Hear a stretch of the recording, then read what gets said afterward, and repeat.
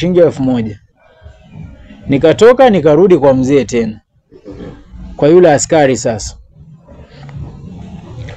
tukafanya kazi na askari tena, ikapita siku 5. Yule wa Kiambu bado hajaniwekea hela zangu. Nikaanza kumsumbua sasa kwenye simu. Nilimsumbua karibu siku 3 mfululizo. Ndiye akaniwekea zile hela, na hata hakuweka zote, aliweka shilingi 800. Nikasema bora maisha haya. Nikarudi huku tukachapa kazi. Lakini niliporudi sasa ndio maisha tena yakakuwa magumu zaidi. Hapo nilikuwa sasa nimemaliza miezi 3. Lakini nikasema kama kule nilikotoka Kiambu maisha ni magumu hivyo, afadhali niendelee na hapa. Hapa kuzuri, chakula kipo, unapewa free time ya kutembea. Nikafanya kazi, nikakaa huko miezi 8 ikaisha. Hapo sasa tumeingia 2018. Nikaona sasa hapa afadhali nirudi nyumbani. Huo ni mwezi wa 4 2018. Nikapanga safari yangu kurudi nyumbani. Hiyo wakati sikuhitaji hela nusu. Nilisema nataka hela zangu zote. Na siku ilipofika nilipewa hela zangu zote na nikaongezewa na shilingi 1000 ya fare ya kuja nyumbani, kwa sababu bado niliwaambia naenda nyumbani lakini naenda kurudi, na wananiamini. Wakanipatia na wakaniongezea shilingi 1000 ya fare. Mimi huyo nikarudi, nikagonga Chwele. Kufika Chwele nikajikuta niko na shilingi 2000 peke yake. Kajiuliza sasa hii 2000 nitafanyia nini? Naona afadhali nirudi tena nyumbani, kwa sababu kila pahali maisha sasa yamekataa. Nikasema hapa narudi nyumbani. Nikalala hiyo siku yenyewe. Baada ya kulala, kuamka asubuhi, kumbe yule bosi wangu wa ventilation pia amesikia nimerudi. Hii asubuhi yenyewe kufungua tu mlango, ako mlangoni anabisha. Si kufungua, nikasikia nje tu ananongonezana na majirani. Anasema nimesikia kijana wangu amerudi. Sikutaka kufungua, lakini ilibidi nifungue kwa sababu majirani walimwambia ndiye amerudi na ako ndani. Nikafungua, akaniambia bwana, kazi ni kweli ilikuwa ngumu na tulikuwa na stock nyingi sana, lakini sasa sina stock na sina mfanyakazi. Tufanyeje? Nitakulipa shilingi 200 kwa mfuko moja wa simiti. Na kuanzia leo utakuwa unapiga hesabu yenye wewe mwenyewe unataka. Nikajua hii ni opportunity mzuri. Nikipiga mifuko 5 niko na shilingi 1000. Nikakubali hiyo kazi mara moja. Cancel hiyo safari ya kwenda nyumbani. Kazi ikaanza rasmi. Na hapo alikuwa ameniahidi mpaka marupurupu hapo, kama kuna mtu atakuwa anahitaji ventilation 3, hizo hela ni zako, lakini 10 kwenda mbele hiyo naweka kwa hesabu yangu, kisha mimi mwenyewe nakugawia. Nikamwambia ni sawa. Kazi ikaanza. Tumechapa kazi. Hesabu zangu nilikuwa naingiza vizuri tu. Na mimi sikuwa na target kubwa. Nilikuwa napiga tu mifuko 2 kwa siku. Target yangu ni shilingi 400 tu. Kazi ikaenda vizuri. Na nilikuwa najua hii 400. Nilikuwa napiga kazi kuanzia asubuhi kufika saa 6 nimemaliza.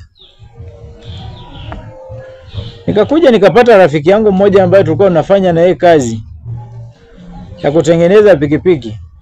Pia yeye alihama kule. ambako tulikuwa tunatengeneza pikipiki. Kuna gereji mpya walikuwa wamefungua. Nikasema bwana, hapa kazi imeshika.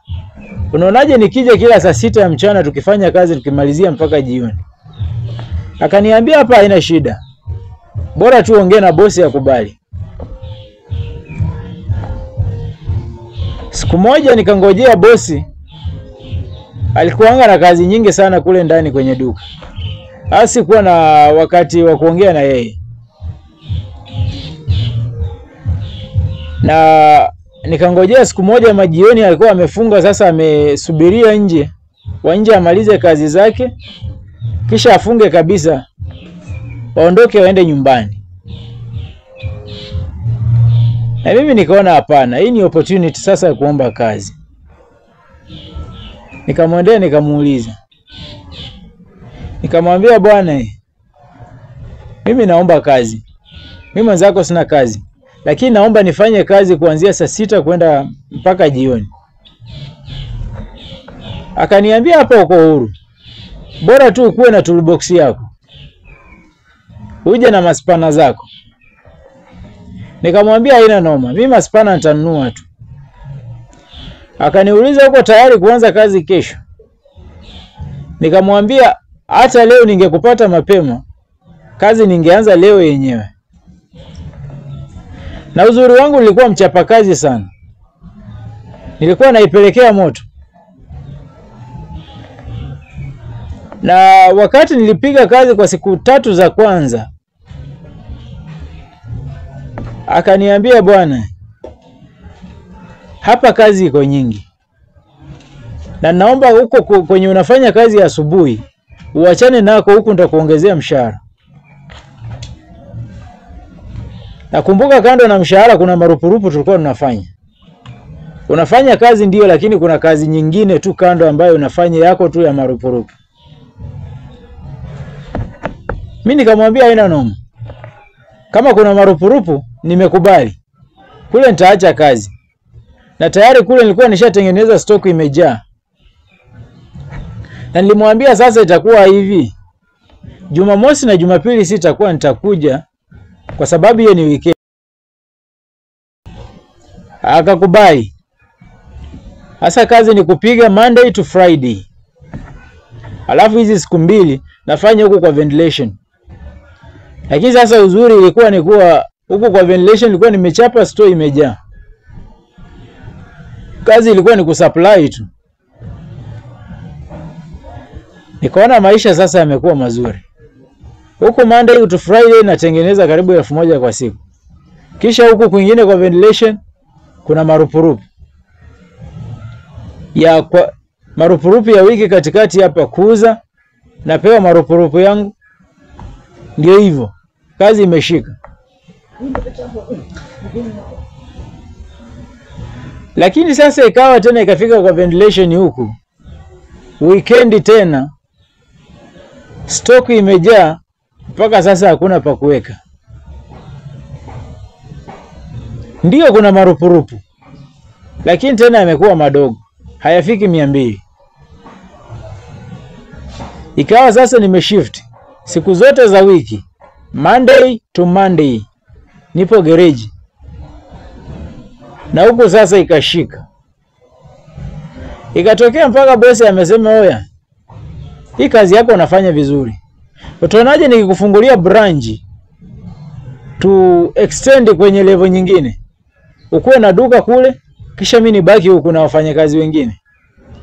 Nikamwambia haina noma. Wewe fungua tu. Tumefungua garage nyingine pale Cheptais, bado ni Bungoma County. Tumefungua garage nyingine, tumeanza kufanya pale, lakini ila bado haijashika. Sasa hapo marupurupu ni maisha mkanda sasa. Hakuna marupurupu na hakuna kazi. Inabidi sasa ni depend kwa mfuko wa boss. Nakuwa nimezoea naingiza daily shilingi 1000. Sasa mimi ndio huyu. Nategemea mfuko wa bosi. Rent najilipia mwenyewe. Lakini bosi nikija kuna siku atanipa 200 na kuna siku atanipa 100. Ila sasa ndio hali ya maisha, nitafanyaje? Upande mwingine naomba tu Mungu maisha yashike. Tumeingia 2019. Wakati sasa kazi ndio hiyo imeanza kushika. Corona ndio hiyo imeanza. Corona ilileta shida. Kazi ndio tuna strain kushika kazi. Huko kwingine corona inajaribu kutustrain sasa tusifanye kazi. Masaa ni saa 1 kwa nyumba. Saa 1 jioni mnaingia kwa nyumba. Mchana kazi hakuna. Nikaambia bosi, maisha yamekuwa magumu bwana. Utaonaje kama ukinilipia rent mimi mwenyewe nianze sasa kukaa tu huko? Kwa sababu sasa nina nyumba 2. Chwele na nyumba na ina vitu. Cheptais pia na nyumba na nataka kuishi maisha yangu tu. Akaniambia haina noma. Nitakuongezea mshahara kwa mshahara wako ambao unakulipa. Akawa analipa shilingi 4000 kwa mwezi. Nikamwambia haina noma.